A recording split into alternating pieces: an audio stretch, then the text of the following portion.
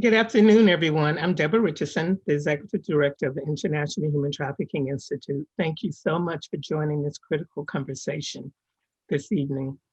You know, with all this going on in the world, very few people realize that just as we're experiencing a triple threat of a pandemic, a recession, and an economic meltdown, there is also a huge increase in human trafficking that is taking place.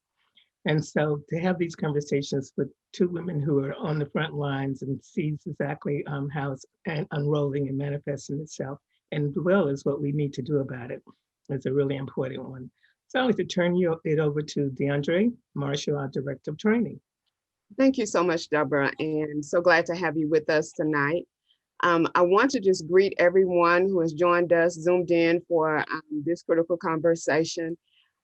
I definitely echo what Deborah said in regards to us talking about these issues with the people who are working closely with our young people in our communities. So important to have them with us. I want to also thank those of you who are ambassadors for joining us tonight. And I see some CASAs that have trained with us. Thank you so much for being in the room. So tonight we have two guests with us who are going to share their experiences and talk to us a little bit about what is happening in the Metro Atlanta areas that they represent. I am so pleased to have with us in the room right now, Joanne Sutherland, who is working right now in crimes against children in Paulding County. And as you all know, Paulding County is a suburb of the Atlanta. This is Joanne. Oh, look, I'm looking at the script. My apologies. So Joanne, who is serving the Clayton County, which is also a suburb of Metro Atlanta. And we're excited to have her. This is our first time having her in one of our critical conversations. Before we started, she and Deborah were making plans, fast plans about what they are going to do to move this movement forward. And so we are so appreciative to have her here tonight. We are going to change this up a little bit. And we're going to ask Joanne if she will give you all information about herself, the things that she'd like to share about who she is and the work that she does in Clayton County. So we're going to turn it over right now to Joanne. Well, first of all, let me say thank you so much for having me here. On behalf of my fire chief, Landry Murkison, we are excited to participate in the conversation that is so necessary. Right now, people are probably wondering what the fire department has to do with human trafficking. And I will tell you that I have been public safety for 25 years, and 21 of those years I've spent in law enforcement. And right now I am at the Clayton County Fire and Emergency Services as a communication officer. And what that means is I have an opportunity to share information and raise awareness about public safety in fire and EMS. But also our fire chief is so passionate about human trafficking that he also allows me to raise awareness on human trafficking and go across the state to train, whether it be the Georgia Sheriff's Association, fire, EMS, civilian groups, personal groups, faith groups. So I'm super excited that we have an opportunity to get this platform, but obviously it wouldn't be possible without our fire chief allowing that and advocating for awareness on human trafficking. So in my 21 years in law enforcement, hey, Dawn. In my 21 years in law enforcement, what I did was I actually worked crimes against children.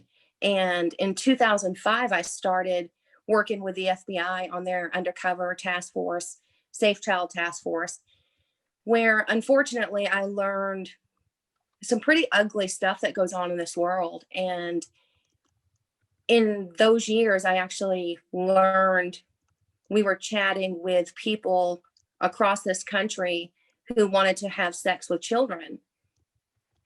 And that's just something obviously you've never heard of before. Like, that doesn't even happen. But we were on MySpace and Yahoo and AOL, and all of these groups were there and all these people were in there to have sex with kids. It was the craziest thing you've ever seen. So we did that for many, many years, and we made a lot of successful arrests. And while I was with the Clayton County Police Department, unfortunately, every big case that we ever made, we had them come to Clayton County, where my jurisdiction was. And it just kept getting worse. Like, who wants to have sex with children? There's so many people. And it goes from sex to kids to child porn. And then you're talking about the rape and molestation, and it's being memorialized on video and pictures and shared. And it blows your mind. If you've never heard of anything like that, it's almost impossible to understand it. But in 2009, that's when I started realizing, I was like, we have a big problem in Clayton County. And we had a big problem of, we were working those cases of runaway and missing children, and we were finding them on our local streets being trafficked. The problem is people weren't understanding what human trafficking was. They'd find the runaway, would clear them off the computer, and the next thing you know, they'd be out there 2 weeks later doing the exact same thing. So I met with our juvenile court judge, Judge Teskey, and I said, we have a problem. What do we do? And that was in 2009. So we created the first child exploitation task force in our county, where we met with the DA's office, the PDs, the juvenile courts, and it was pretty innovative. We've never seen anything like that before. But that's when we really started identifying our victims. And they weren't molestation victims. They were trafficking victims. They weren't runaways. They were trafficking victims. And when you say that word, it's just like gangs. Nobody wants to say, I have a gang problem. We all know those people. I don't have a gang problem. Well, 2020, everyone's saying, I got a gang problem. Because that's where all the funding comes from. They're now able to show in stats for years, this was a problem. Human trafficking has been a problem. It's not new. It's not new. It's, unfortunately, it's something that has been there and will continue to be there until we band together to do a better job. We're just, collectively, we're not doing enough. Right. Listen, all of what you said, I have to step away because our guest is trying to get in the room, but all of what you said is so relevant to the work that we're doing right now. And we definitely appreciate you for highlighting that. What you have just said is so paramount for our work that we're doing. As far as us all working together, that is what we need to do. And that is what we consistently talk about when we're doing our trainings in community. So thank you so much for highlighting that. I definitely want to give time when our other guest joins us, but you've already shared some of the biggest challenges that you're having or that you've seen in your work. But we also want to just talk for just a second about a comparison in what you're seeing today, as opposed to maybe what you saw 5 years ago in doing this work when, in community. So I would say, unfortunately, 5 years ago is very similar to 2020, minus the pandemic. We talk about it when it's January. We talk about it when some kid has been rescued in a backyard somewhere, but somewhere in the middle, we stopped talking. And I realized in 2009 that I was so tired of talking about it. We have done it for so long that we had to do something else. And I said, you know what? There's a human trafficking poster mandate in the state of Georgia. Why have I never seen that? Mm-hmm. Georgia law passed and nobody put the poster up anywhere. It said it had to be at law enforcement agencies, government agencies, tattoos, motels, hospitals. Here I am, crimes against children. I've never seen it. Nobody ever did it. So I said, why not us? Yeah. So we started doing it. We just went to every hotel, motel, Waffle House, Dunkin' Donuts, gas station. We would go to those hotels where we thought that they would be frequenting, and we would go to the hospitals, and we just did it. We just took half a day one day and just did it. And when we actually went to the hotels, what was funny is Georgia law also mandates that they put it up, but it also mandates enforcement. Mhm. So we, as law enforcement, could go back and give them a citation. Wow. What? Why in the world has nobody done that before? Mm. So we just said, let's talk to our DA's office. So we went to the DA's office and talked to them, and it's a $500 fine. Wow. So we typed up the letters and we said, please, Mr. Hotel owner, put this thing up. Yeah. And it worked. We just got tired of hearing it, and people talk about it. And I can tell you, when we rescue children, 12, 13, 14, 15, at 2:00 in the morning, they're sitting in the police department because we just found them, being trafficked. We can arrest the bad guy, but what do we do with them? Mm. Yeah. Yeah. We I wanna call ask- these. Joanne, I want to ask you, so Clayton does actively have a policy around arresting the buyers and traffickers. Is that what I'm hearing? Oh, absolutely. Georgia law has that. And I know. and unfortunately, yeah, Georgia law has it. And it's not just human trafficking. It is child molestation. It's exploitation of a child. It's enticing a child. It's false imprisonment. It's all of those things. But when I go across this state and I start talking to law enforcement, they're like, well, we don't have any human trafficking. I'm like, really? So it's a miraculous thing that you've never done that. But I think what happens is, when you talk to them about what human trafficking law is, they don't get it. They don't understand it. Right. So it's easier for them to arrest on the exploitation of a child or contributing to the deprivation, because that's what they know. If they had someone who told them about human trafficking, if they told them about enticing a child and false imprisonment, kidnapping, that all of those are the same charges that go with human trafficking. It's not that we have lazy officers. We have amazing law enforcement in the state, but you only know what you know. Mhm. So training isn't required for all first responders and police officers? Training is required, but human trafficking training is not required by Georgia law for post certification. When I went to the fire department, what was interesting is I learned that firemen, the firefighters, the EMTs, the paramedics, the nurses, it's not mandatory for their curriculum either. So what has been interesting is that we have begun to get calls from different hospitals and places and asking to train their nurses and different doctors' offices. So we're excited about the fact of training, because we understand that, in order for us to eradicate human trafficking, it's the education piece, along with the rescuing, that will shut this all down. So we definitely understand that.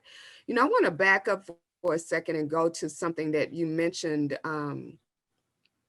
earlier about the fact that going around and putting up the posters in places. And I just want to, how did that work?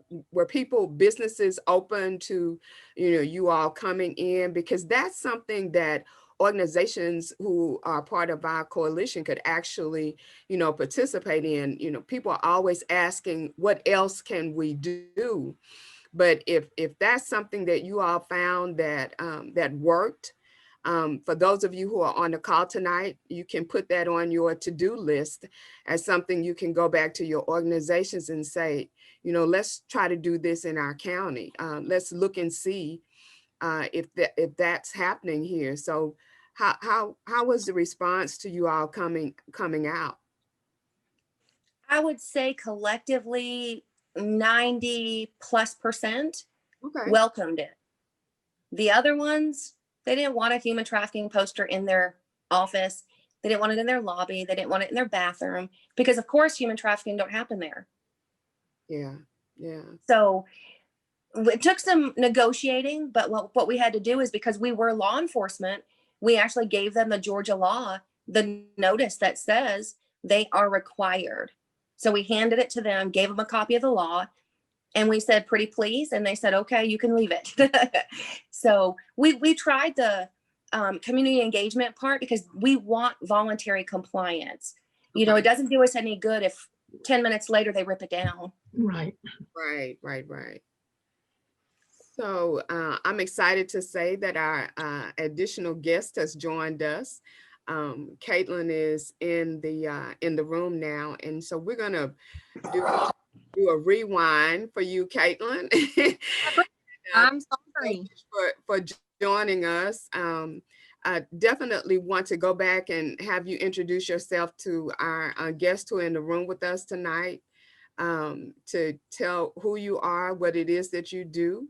And yeah, so if you can just go ahead and share that. Sure. So I'm Detective Caitlin Huffman. I work with Paulding County Sheriff's Office.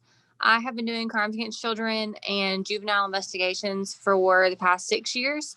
So I really enjoy that, and I'm kind of on the ground when it comes to trafficking and other things like that. I'm also a forensic interviewer for the county. So I try to be as involved as I can be. Okay, great, great, great. So now you said something, and I want you to just explain what that is, a little bit more about the forensic investigator, to tell those of us who are on the call tonight what that involves. Absolutely. So, forensic interviewing is a class that we take down where we go into training, and it kind of teaches us specifically the kind of questions and how to talk to the juveniles, as far as those who have been sexually abused, those who have been sexually assaulted, if they've seen anything, they've been a witness to it or around it. It just kind of gives us a way to kind of ask them about what's going on without being too direct. And it's a way that the court recognizes, so we can kind of take their testimony to court for them and try to keep them off the stand as much as possible. That's awesome, because it's already traumatic what they've been through, and then have to go through it again on the stand. Mm-hmm. That's great. So thank you so much for that. I want to also ask you the question that we asked Joanne a little while ago, and just talking about the work that you are doing now, as opposed to maybe what you saw, 3, 4, 5 years ago, there in Paulding County. So I think the biggest thing right now, and I don't know, obviously Miss Sutherland's answer, but I would say this the technology today. Like, there's a different app every time we turn around. As soon as we catch up with one app and we really feel like we have Facebook and Instagram under control, then it's Snapchat and then something else. And I just remember when I was in high school, there wasn't all of these apps to meet people on. If I didn't know them at school, I was not talking to them. So I think all the different messaging platforms, and us as parents and us even as an adult investigators, it's really hard to keep up with. So I think just the ever changing technology, more and more kids are having phones and access to all of these things. So I think it's really just starting to kind of affect our investigations as far as that goes. Right, right. So we had some chats in the chat box, and I don't want to move so far away from them before I ask the question, but that was a question for you, Joanne, that talked about asking about the posters, and how do we find out if the poster is a law in our area? So that's someone that's asking that question. So Georgia law mandated that, I believe it was in 2014. And if you just go to Google and type in Georgia human trafficking poster, you'll get directed to the GBI site with the official poster that was created in 2014. And if you check Georgia law, I think it's 16543 is the law surrounding the poster. Again, I think it was 16543. Then Okay. you can see all of the places, and it's supposed to be every hotel, every motel, tattoo place, massage therapist, hospital, emergency room facility, government office. What's funny is I can go to government agencies right now and provide training, and I ask them about the poster, and I hand the poster up, and I'm like, hey, have you guys ever seen that? And they're like, no. So I'm like, oh, that's interesting, because Georgia law has mandated that you have it, number one. But number two, it's supposed to be linked to your official website. So every county government link at the bottom, you should have a poster. You should have human trafficking notice, and it should be linked on every government site. So what a community member could do is you could go to your own local law enforcement, go to their website, look for notices, See if you can find the human trafficking poster. They're supposed to have it. Go to your county commissioners, your city mayors, go to your tag office. Ask them if they don't have it, would you like me to provide you a copy? But Yeah. if you just remind them that it's the law, of course, everyone wants to be in compliance, but again, you only do what you know. And if you Right. don't know, how would you know to do it? Can't do it. Yeah. So the great thing about our trainings now and even our critical conversations is that we are reaching people not only in Georgia, but all over the country and even outside of the country and in other countries as well. They're able to Zoom in with us. And tonight, someone is Zooming in from another state. So the Yeah. same, so the same answer that you gave for Georgia, they should go and Google to see if they have those laws in their state as well around the posters. Is that what they would do?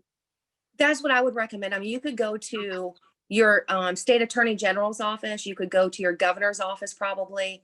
But you most likely, like with Caitlin, you could probably call your local crimes against children investigator and say, hey, do we have a law in that state? What state are they zooming in from? I'm not sure. And I think it's Anne Marie. Can you put in the chat, Anne Marie, where you're joining us from? That would be great. So we're gonna Oklahoma. so we're going to move ahead and go to our next question because I definitely want to get through all our questions tonight. And while I'm saying that, if you have questions that we can ask, we're going to take a few minutes at the end and answer those questions for you. But Caitlin, I want to ask you in light of when Deborah started off, she talked about the rise in kids being contacted online at the point of COVID, the pandemic. We know that there was 106% uptick in that contact happening. But Caitlin, what are some of the things that you have seen in doing this work that has occurred with traffickers and predators? What are some of the things that you're seeing in Paulding County? So recently we've just kind of seen just an uptake in runaways. They're stuck at home. Everything they have is kind of canceled. All of their sporting events, movie theaters are closed and all of these things. So they're kind of starting to maybe cluster together at different houses and homes throughout the county. And that just honestly brings a lot of the vulnerable children, the runaways, the party goers and all of these things. It brings them together in one spot. And so then they have specific places to target. It's no longer the creepy person in the parking lot of a football game that all the parents tell you and can see to stay away from.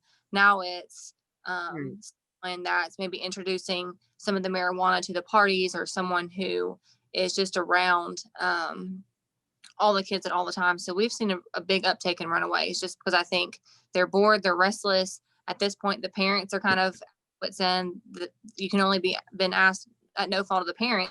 But if your children asked to go somewhere 100 times and you're finally just going to say, yeah, just go, have fun, be safe, call me later. But then that happens over and over again. And we're just kind of seeing parties that we can't keep track of almost. Wow. So that's not good. Joanne, Runaways, out Clayton County, what'd you say? Runaways have been a big problem for us recently. Okay. Joanne, how would you answer that same question? I would say right now I'm not actively investigating the human trafficking cases on the street, but what I can tell you from my experience is that with the pandemic, we have lost all of our oversight of children in our schools.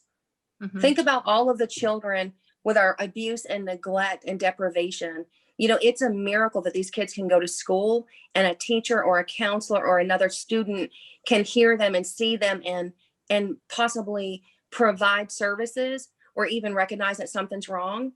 Think about since March, there has been nobody able to see what is happening.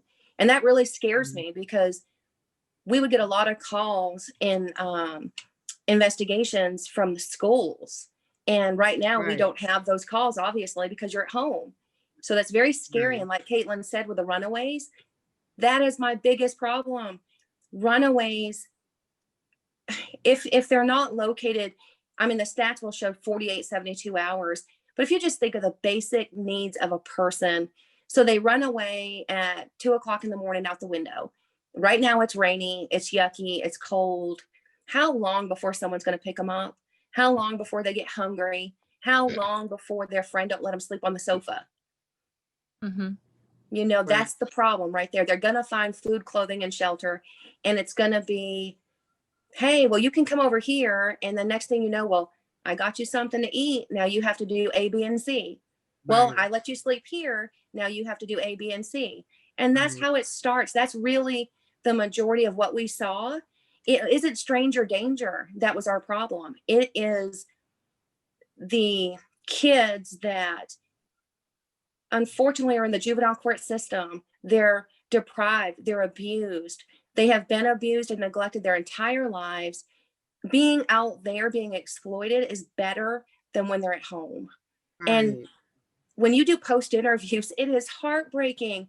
And I did forensic interviews for so long, it will tear your heart out, because when a little girl's like, my mom don't care, she's been abused by mom's boyfriends for her whole life, grandpa's, dad's, at least she's getting a little money for it.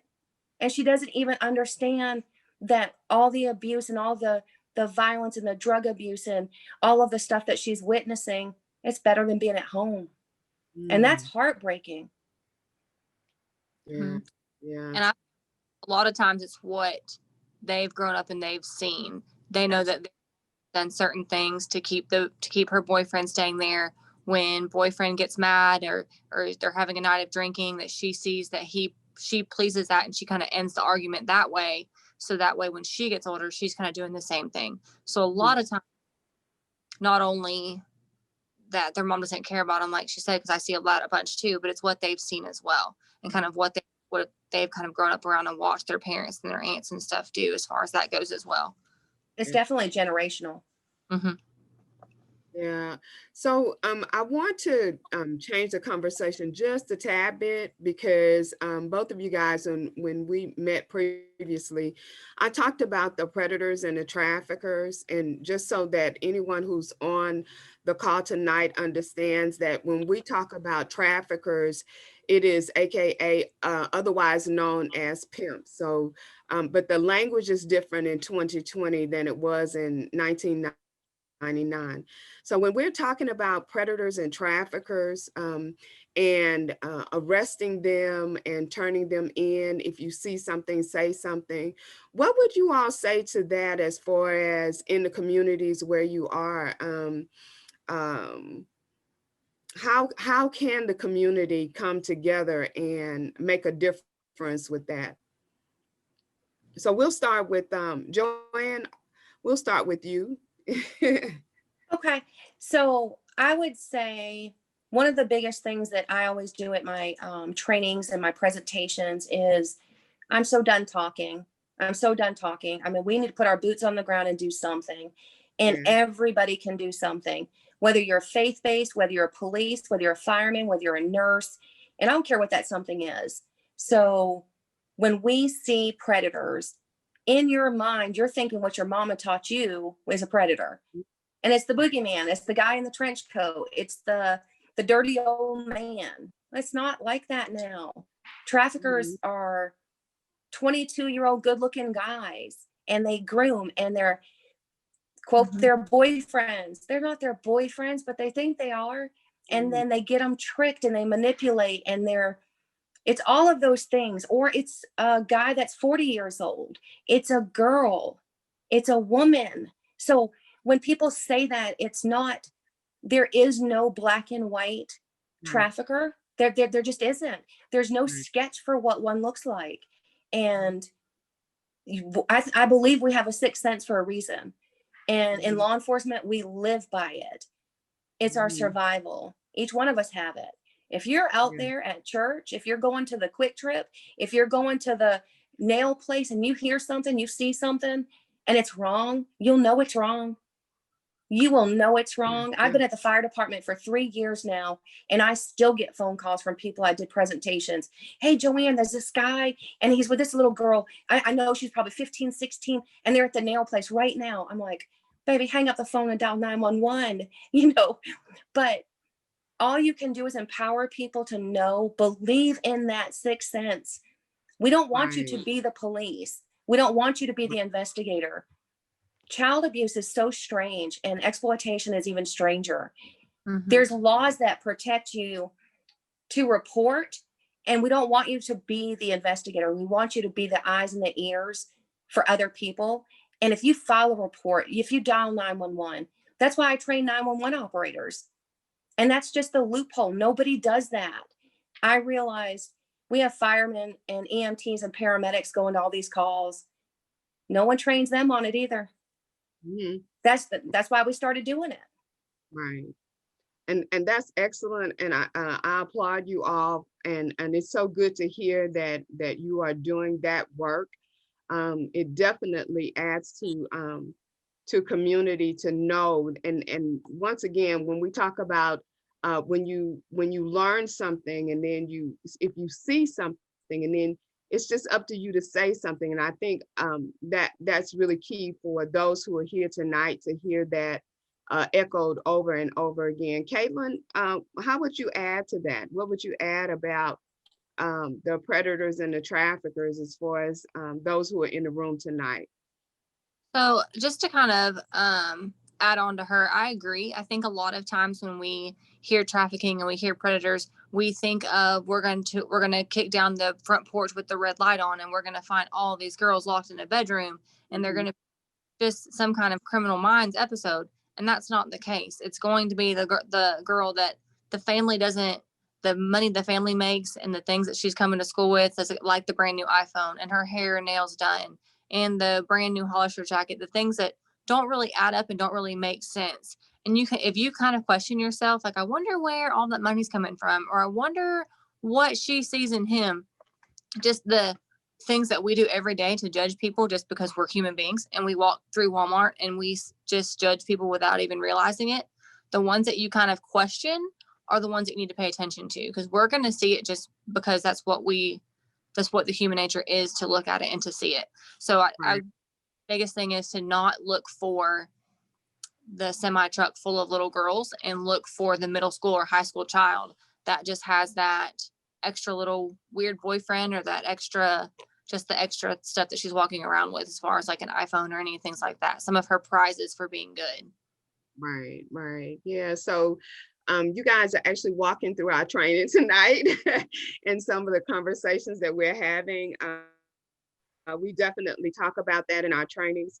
So listen, Joanne, I want to ask you, we're going to talk about something just a little challenging, because I want to talk about those things that maybe are a challenge to you all in the work that you're doing. So if you can just maybe give one or two examples. I know that you shared tonight a lot about the things that are gut wrenching and things that break your heart, things that you've seen.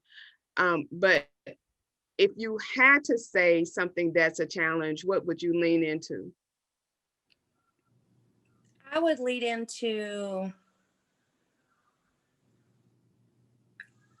the challenge for me is hearing and seeing people say that they do human trafficking work, but I want to see what you're talking about. Yeah. I want to see it.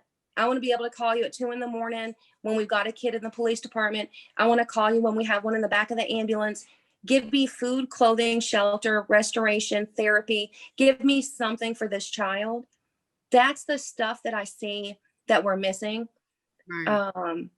Some of the things I've talked to Deborah about too, and I can't wait to get her help. But with with Deborah and our fire chief, I truly believe that we could make this state mandate human trafficking training to all law enforcement. Mm-hmm. I believe that we could get them to mandate it to all firemen, EMTs, nurses, paramedics. We have 45,000 law enforcement officers that I remember in the state of Georgia. So if we did that, 45,000 times 2 eyes, we have Mm-hmm. 90,000 more times that we Right. could identify a victim.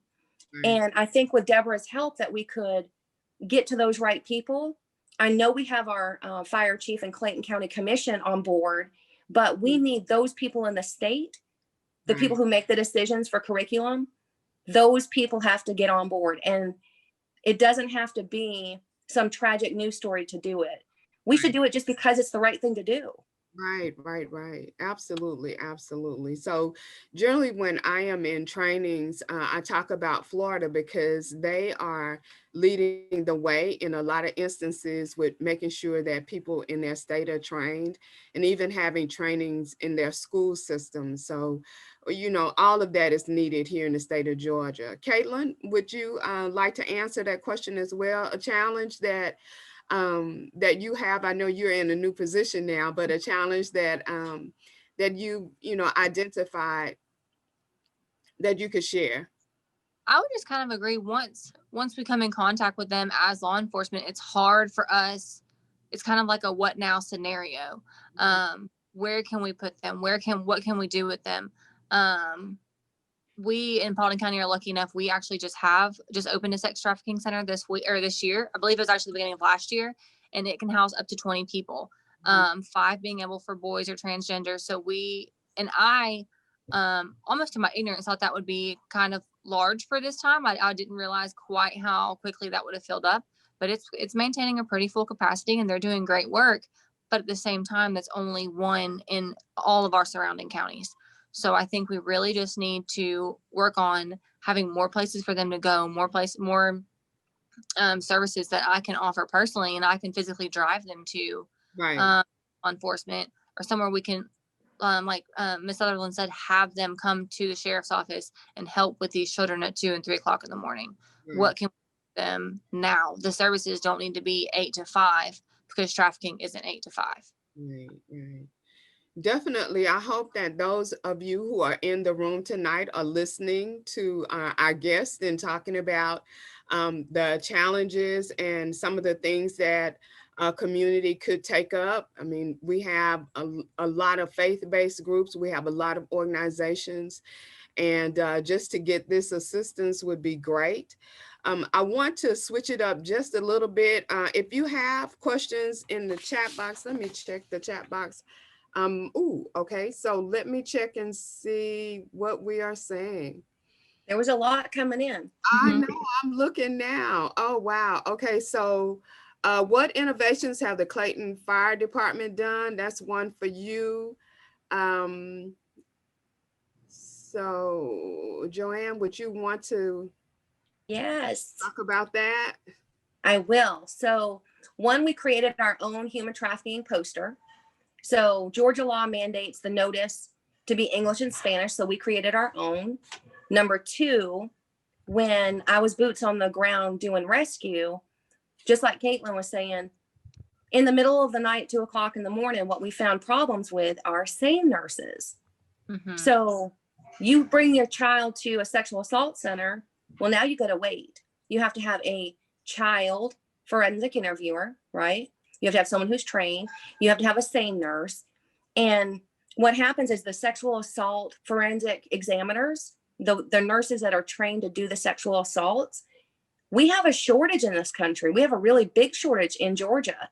So we would wait hours and hours. And some agencies like a city would only have 2 or 3 law enforcement on shift. Well, for a molestation, human trafficking case, you take an officer out of service, that is crucial to the community. So what we did, and I'm so happy to say, is we created a human trafficking response team, and it is a mobile clinic, which will have our sexual assault trained nurses that respond to, let's say GBI or the FBI have a roundup that they're going to do a sting for whatever reason. So we would actually go team up with that agency, and we have sexual assault trained nurses there to be able to perform the sexual assault exam in our obviously private medical clinic. We have a doctor, we have nurses. So we're just trying to think of things, boots on the ground, not what people are talking about, but what are the real loopholes and the loopholes that we can fix. We have the money, we have the community support. What we need is think outside the box and be problem solvers, not do what everyone else is doing because it's not working. Yeah.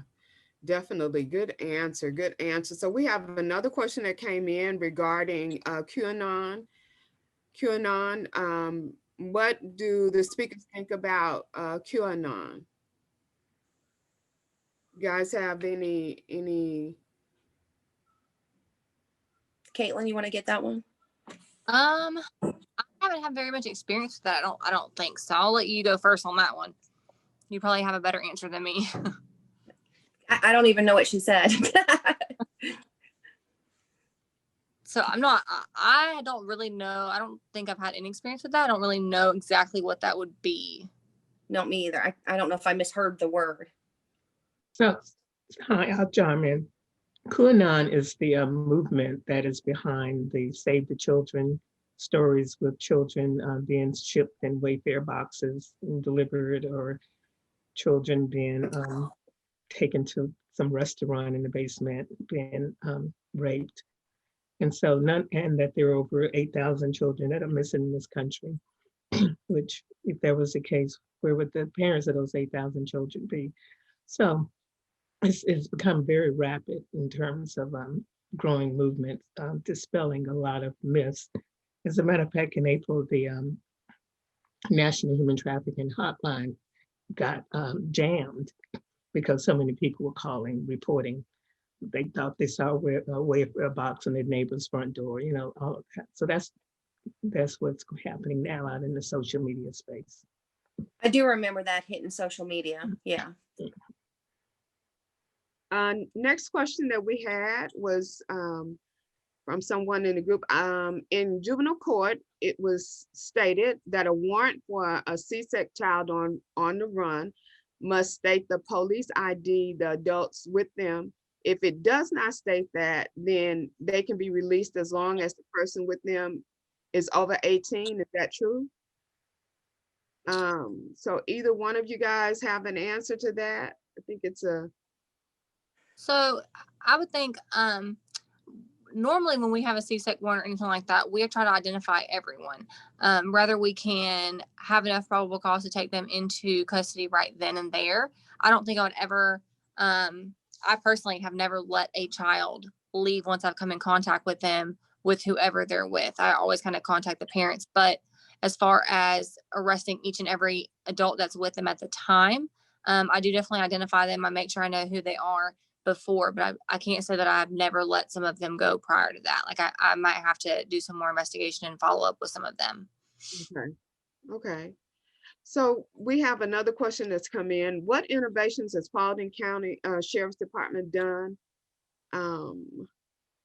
That would be for you, Caitlin, with Paulding. So we actually just this month finalized our updated SART protocol for Paulding County. So we are getting back on track with our sexual assault response team. All of those members were really pushing the training out there. We are having more speakers come in to teach our law enforcement classes. I've personally spoken to what we call our post mandate. For those of you that don't know, mandate's our police academy. So those are brand new law enforcement officers that are our brand new boots on the ground on our everyday day-to-day calls. So I've personally done some of those trainings. We have partnered with Live Safe Resources over in Marietta, though that's who we filter all of our on-call SANE nurses for. And they've come out and they've put on a lot of trainings. And our sheriff is very supportive. Any training that he can possibly sponsor, host, invite someone to come and speak. He's trying to get as many of our officers as possible to kind of go through the training and just really get the education out there. Okay. And then there was a question about SANE, SANE. Do you know what that is? Okay, go ahead.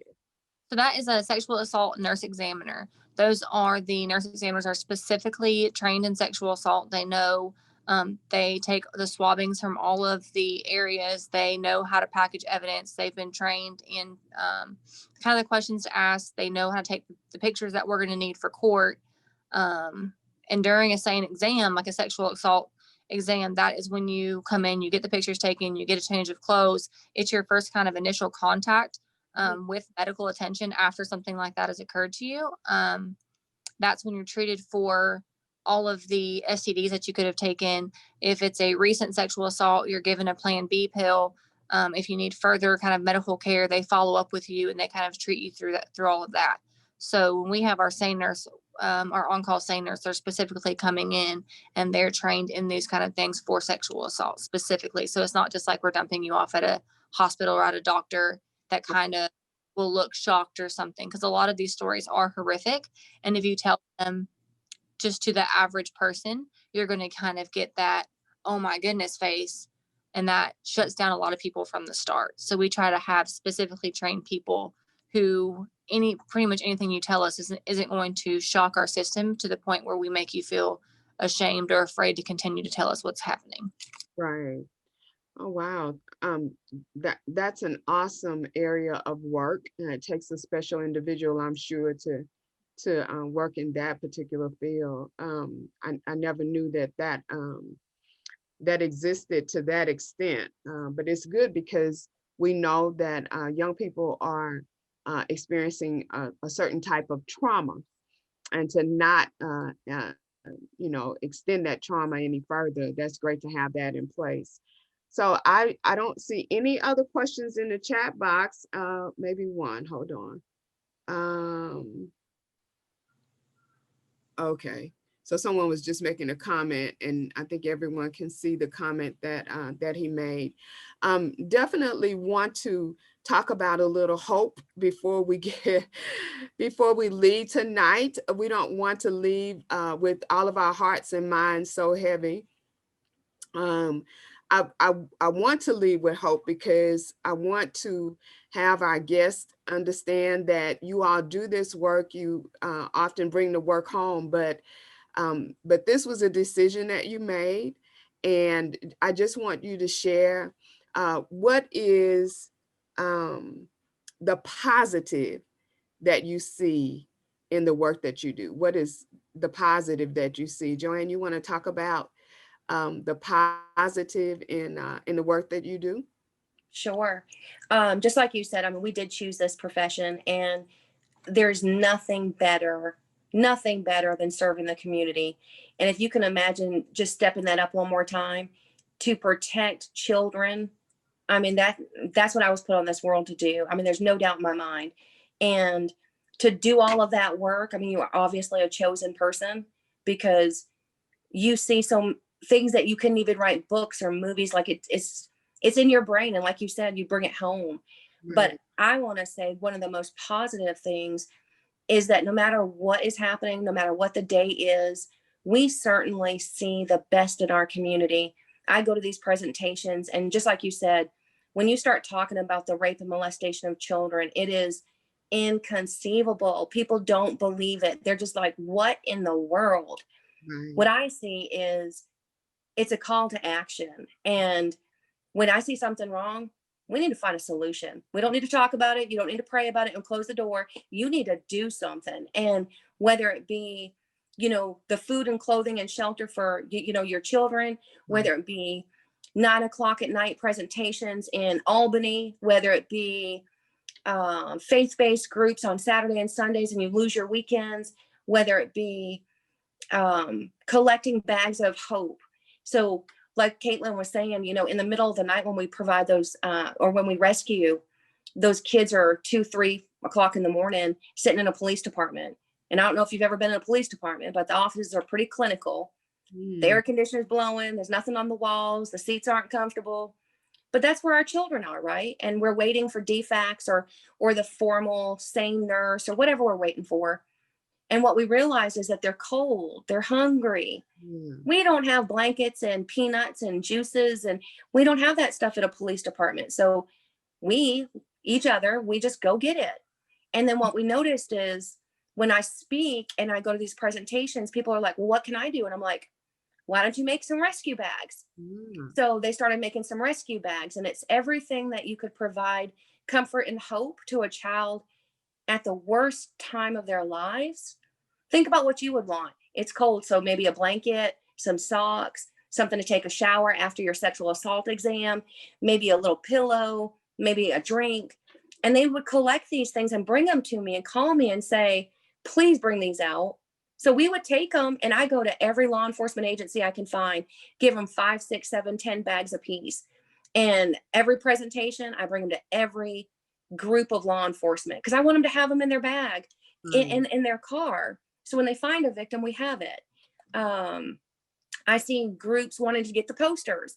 Our posters are in Washington, they're in DC, they're in Alaska, they're the 4-H club took them, tattoo places and the national conferences took them.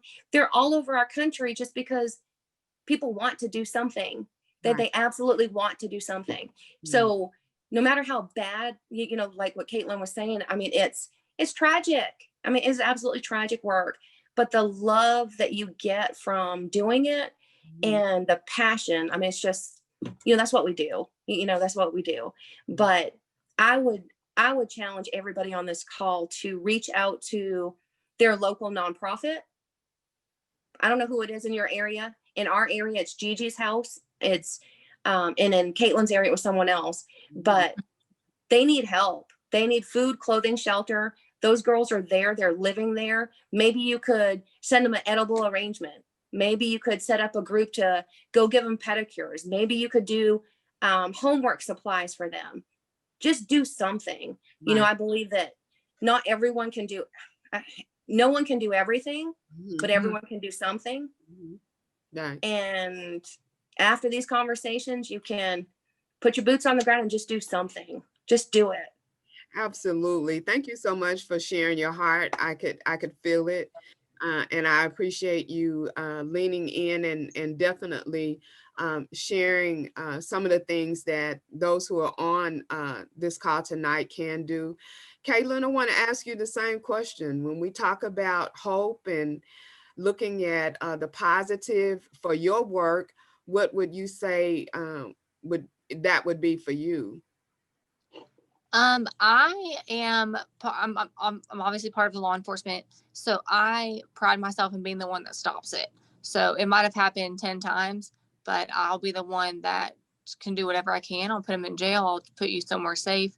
So I kind of pride myself in being the one that stops it. So when you're having your very worst day and we do the ones where we kick in the door or we come and find you, you're eventually going to get back to me and I'm going to be the one that gets you to where you need to go. So I kind of pride myself in that. And that's what kind of keeps me going, is trying to be the next person that doesn't really push him off, but it kind of buck stops with me. And I have to fix it in some way or the other. Like I have to get them to where they need to go. So it's like Joanne said, we really, obviously everyone on this call wants to do something. No one takes time out of their day on a Thursday at 7 o'clock if you're not interested and you don't want to help. So I agree, the care package, the little things that you don't think about, pads and tampons and hairbrushes and hair supplies and hair ties, just things that, I mean, that we as long for, I can't tell you how many times I've run out and got a Little Caesars pizza in the middle of the night, or I've run to McDonald's and got some kind of food because they can't tell you the last time they've eaten. But it's the other things that we don't think about that a lot of our male law enforcement officers, such, if you're already traumatized, you're not going to look to the male officer who you're probably scared of for the most part as a young girl. And you're going to say, hey, I really need a pad, or I really need a tampon, something for my feminine area. I need maybe perfume or deodorant or toothpaste or toothbrushes. It's hard to ask for. So we have that readily available. And as a man, I'm sure it'd be hard to hand over something like that to a female. So I know all of our dads and our husbands, if they could get a bag from here and hand it like this, when it comes to feminine products, it just kind of helps everything around. So I really think the care packages are a good way. We have a couple of churches that stop by. We have a couple of nursing homes that have like they crochet blankets and other kind of things for us that they drop off. So a lot of those things that just all of us that can stop it have the ability to stop it with everyone's help. Yeah. Well, we are quickly coming to a close. We have about 3 minutes. I want to thank our guests tonight for joining us for this conversation, Joanne Sutherland and Caitlin Huffman. I want to thank all of you for joining us and for your participation in the critical conversation tonight about law enforcement and the work that they're doing, the brave work that they're doing, the passionate work that they're doing, the caring work that they're doing. Thank you so much for shedding light on the work that you do. It's all very valuable. And we appreciate your dedication to and sacrifices. Let me say that because I know that in many cases, this is a sacrifice, the work that you do. To our audience tonight, we want to thank you for connecting with IHCI and our guests. We want you to stay connected with us by visiting our website. I think it should be somewhere in our chat box where you can visit us. We have platforms on social media. If you have not been trained in human trafficking, we definitely invite you to sign up for a training to find out what you can learn, see, and do. There's so much more to this. We can't cover it all in an hour, but definitely join us. We will have 2 more critical conversations in December. And please stay tuned and watch for that. And I am going to ask Deborah, we have 1 minute, Deborah, to close us out. Thank you, Joanne and Caitlin, for being a part of this critical conversation. And thank each one of you who dialed in to see it this evening. In addition to someone from Oklahoma, we have someone on the call from Berkeley, California. So we love it. So please let people that you know who live in other places that they can come in and join us and be part of the education. And I just really want to reemphasize the importance of you all. If you've not done a training for us, please do. And we will come to you. We'll have if you have a neighborhood meeting, we'll Zoom in and do the training there. We'll do it at a faith group. If your child is in school, we have a particular training just for young people that we can do for the class. So think of all the ways that we can touch more and more people so that they can learn something. And so when they see something, they can do something. Thank you again. Good night, everyone. Bye, everyone. Thank you so much. Thank you.